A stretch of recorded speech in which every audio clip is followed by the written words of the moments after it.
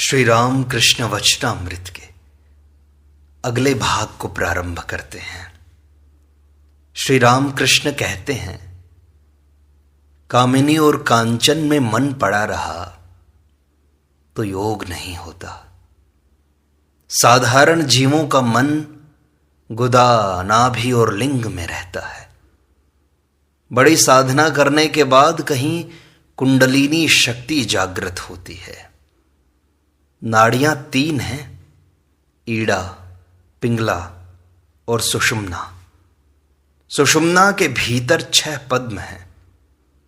सबसे नीचे वाले पद्म को मूलाधार कहते हैं।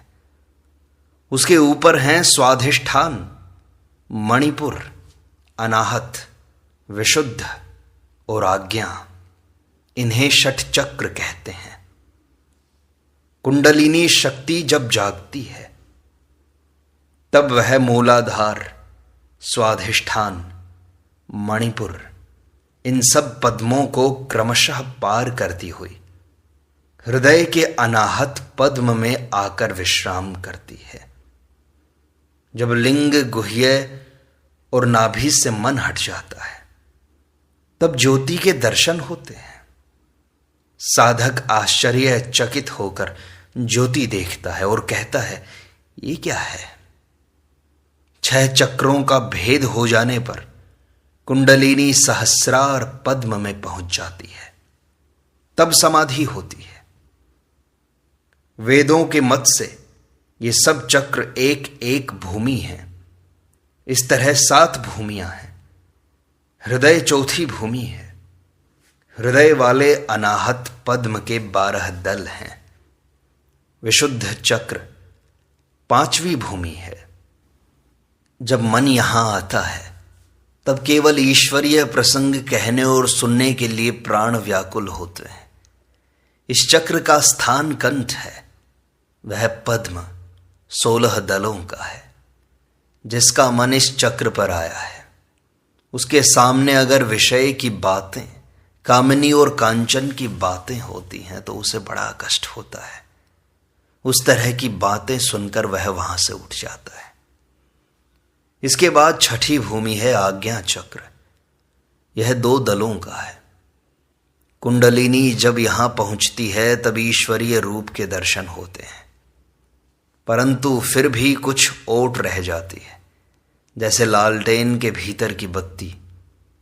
जान तो पड़ता है कि हम बत्ती पकड़ सकते हैं, परंतु शीशे के भीतर है, एक पर्दा है बीच में, इसलिए छुई नहीं जाती।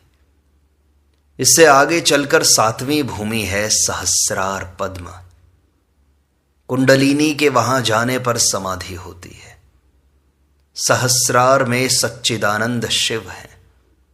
वे शक्ति के साथ मिलित हो जाते हैं।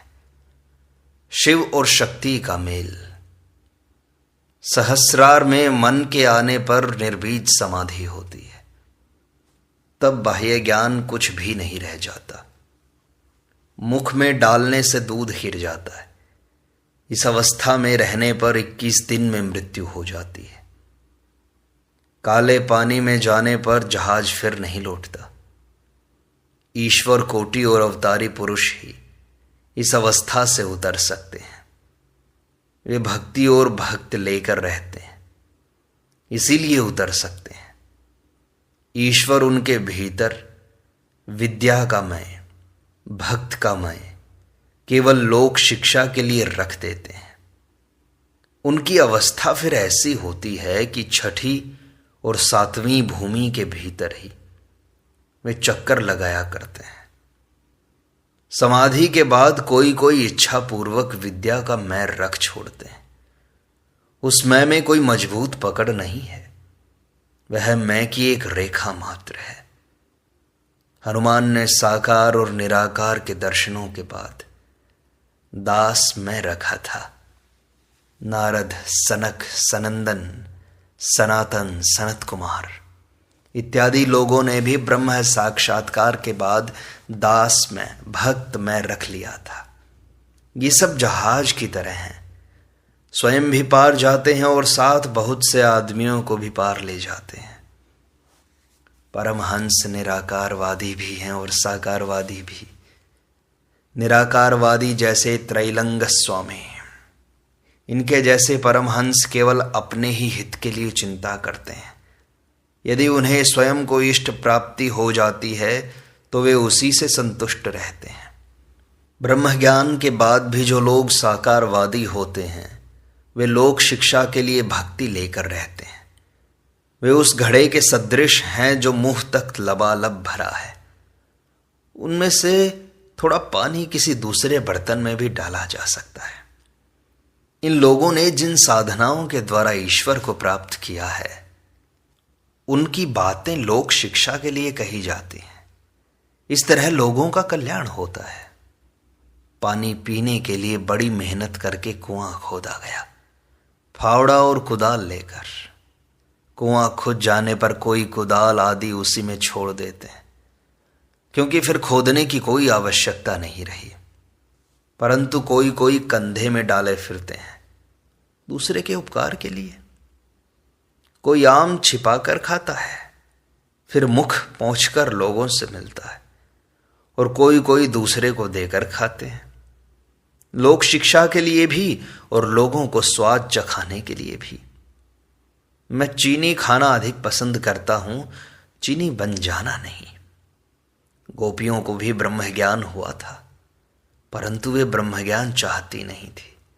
वे ईश्वर का संभोग करना चाहती थी, कोई वात्सल्य से, कोई सख्य से, कोई मधुर भाव से और कोई दासी भाव से।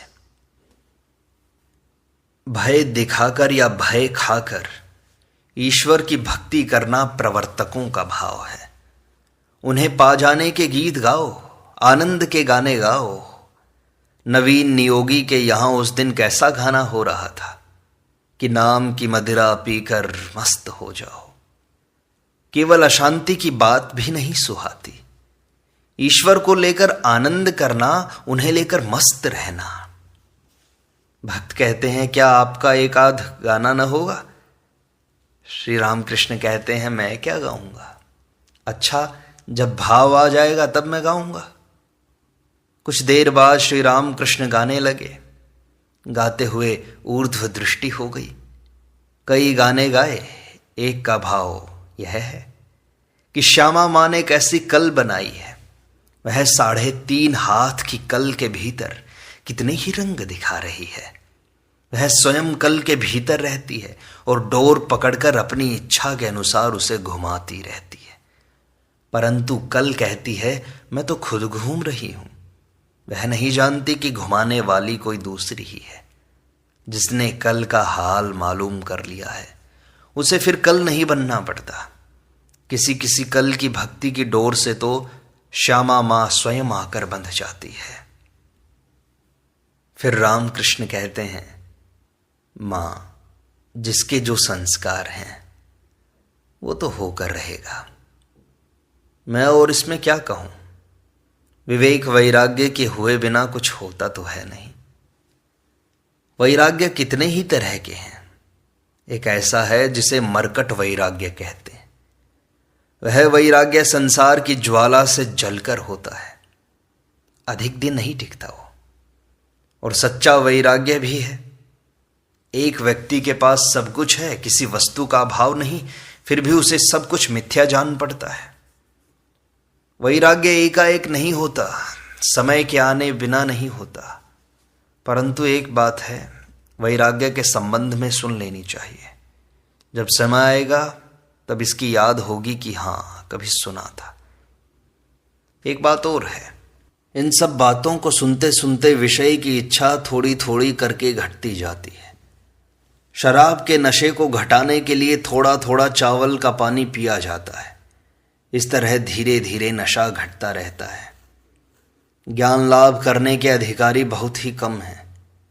गीता में कहा है, हजारों आदमियों में कहीं एक उनके जानने की इच्छा करता है, और ऐसी इच्छा करने वाले हजारों में से कहीं एक ही उन्हें जान पाते हैं।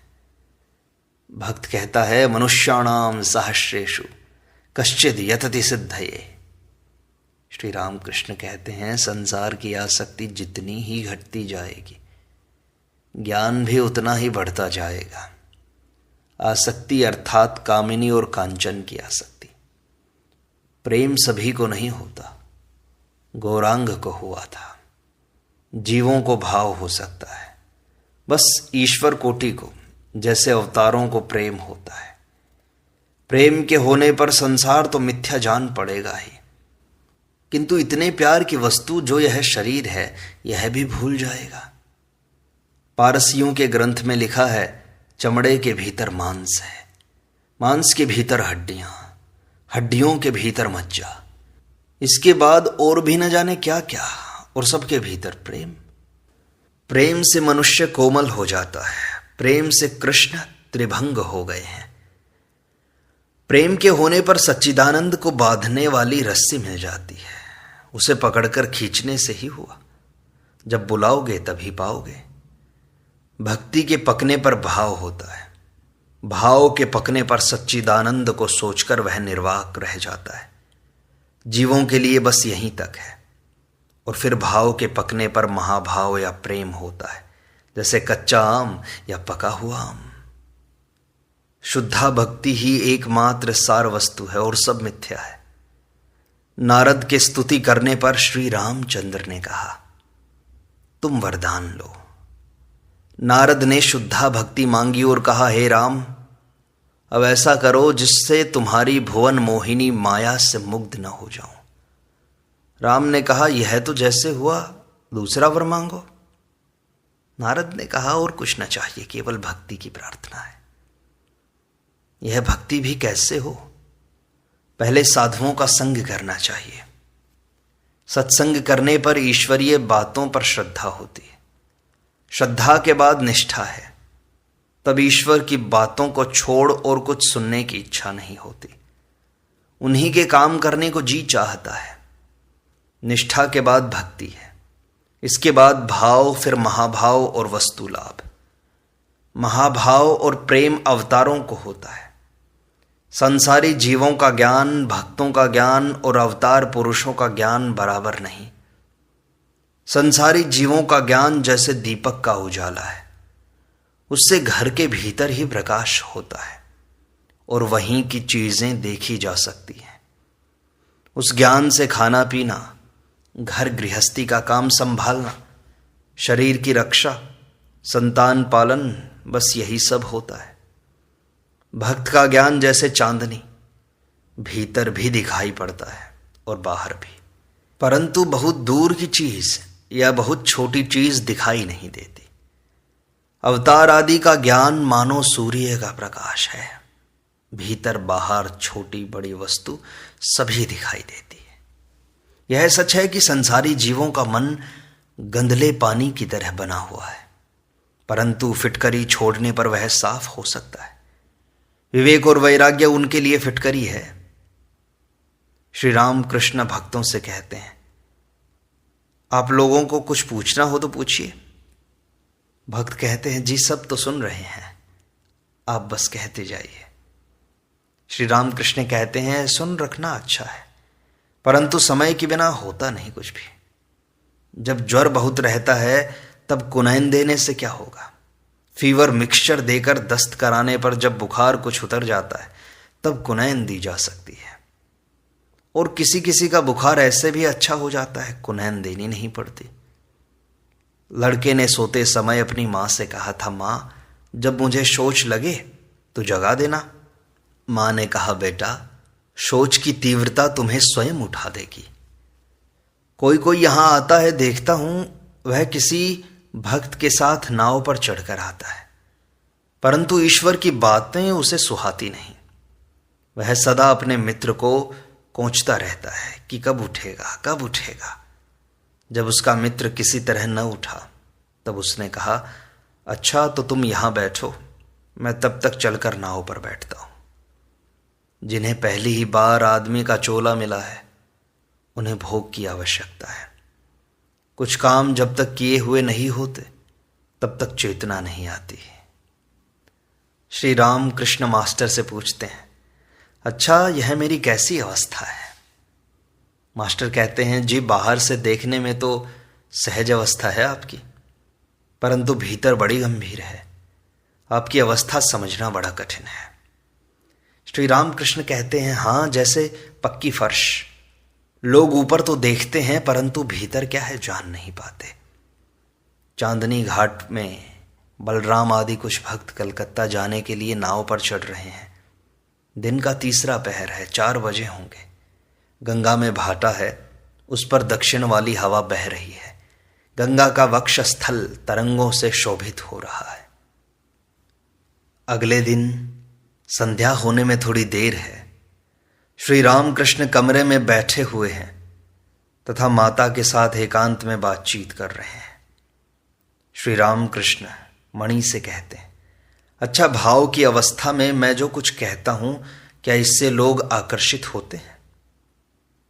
मणि कहते हैं, जी हां, खूब होते हैं। श्री रामकृष्ण कहते हैं, आदमी क्या सोचते हैं? भाव वाली अवस्था देखने पर क्या कुछ समझ में आता है?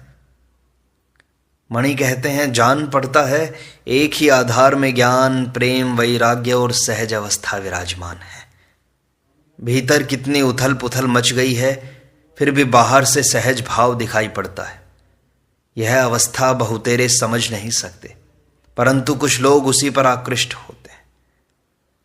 श्री रामकृष्ण कहते हैं, घोषपाड़ा के मत में ईश्वर को सहज कहते हैं और कहते हैं सहज हुए बिना सहज को कोई पहचान नहीं सकता। मणि से कहते हैं, अच्छा, मुझ में अभिमान है? मणि कहते हैं, जी हां, कुछ है। शरीर की रक्षा और भक्ति तथा भक्तों के लिए, ज्ञानोपदेश के लिए, यह भी तो आपने प्रार्थना करके रखा है। श्री रामकृष्ण कहते हैं, मैंने नहीं रखा, उन्होंने रख दिया है। अच्छा, भावावेश के समय क्या होता है बताओगे जरा? मणि कहते हैं, आपने उस समय कहा, मन के छठी भूमि पर जाने से ईश्वरीय रूप के दर्शन होते हैं।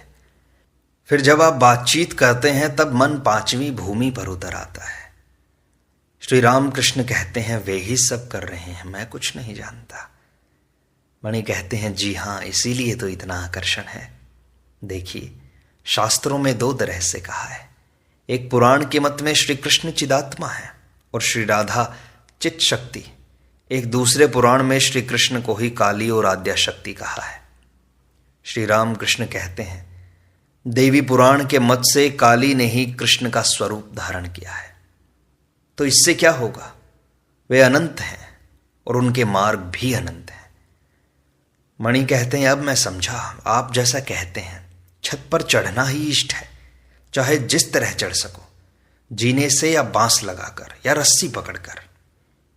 श्री रामकृष्ण कहते हैं, यह जिसने समझा है उस पर ईश्वर की दया है।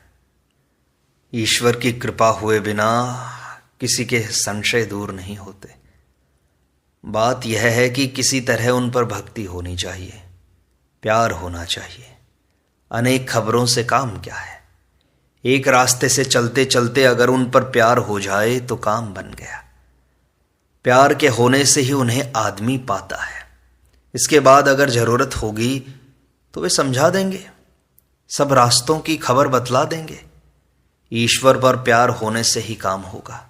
तरह तरह के विचारों की आवश्यकता नहीं है। आम खाने के लिए आए हो, आम खाओ। कितनी डालियां हैं, कितने पत्ते हैं, इन सब के हिसाब से मतलब क्या है? हनुमान का भाव चाहिए कि मैं वार, तिथि, नक्षत्र ये सब कुछ नहीं जानता, मैं तो बस श्री रामचंद्र जी का स्मरण किया करता हूं। मणि कहते हैं, इस समय ऐसी इच्छा होती है कि कर्म बिल्कुल घट जाएं और ईश्वर की तरफ मन लगाऊं। श्री रामकृष्ण कहते हैं, आहा, यह होगा क्यों नहीं होगा, परंतु ज्ञानी निर्लिप्त होकर संसार में रह सकता है। मणि कहते हैं, जी हां, परंतु निर्लिप्त होकर रहने के लिए विशेष शक्ति चाहिए। श्री रामकृष्ण कहते हैं, हां, यह ठीक है, परंतु तुमने संसार चाहा होगा। श्री कृष्ण राधिका के हृदय में ही थे, परंतु राधा की इच्छा उनके साथ मनुष्य रूप में लीला करने की हुई, इसीलिए वृंदावन में इतनी लीलाएं हुई। अब प्रार्थना करो जिससे तुम्हारे सांसारिक कर्म सब घट जाएं और मन से त्याग होने से तुम्हें अंतिम ध्येय की प्राप्ति हो जाए। मणि कहते हैं, यह तो उनके लिए है जो बाहर का त्याग नहीं कर सकते, ऊंचे दर्जे वालों के लिए तो एक साथ ही सब त्याग होना चाहिए, बाहर का भी और भीतर का भी। श्री रामकृष्ण कहते हैं, तुमने वैराग्य की बातें उस समय कैसे सुनी? मणि ने कहा, जी हां, खूब सुनी मैंने तो। श्री रामकृष्ण कहते हैं, वैराग्य का अर्थ है, जरा कहो तो सुनूं मैं।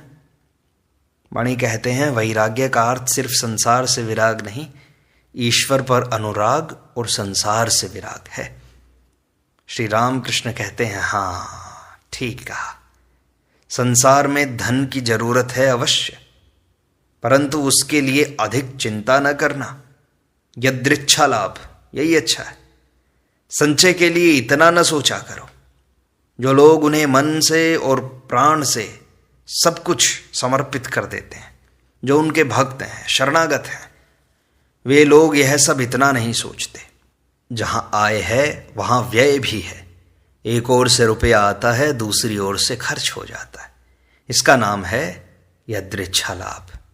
इसलिए वैराग्य ऐसा कि संसार से कुछ अपेक्षा नहीं और ईश्वर पर दिन प्रतिदिन राग बढ़ता जाए, उनकी भक्ति बढ़ती जाए। उनसे हम बार बार प्रार्थना करते रहें कि हे प्रभु, आपकी शरण, आपकी शरण।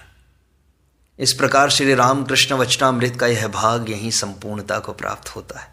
शेष अगले अंक में।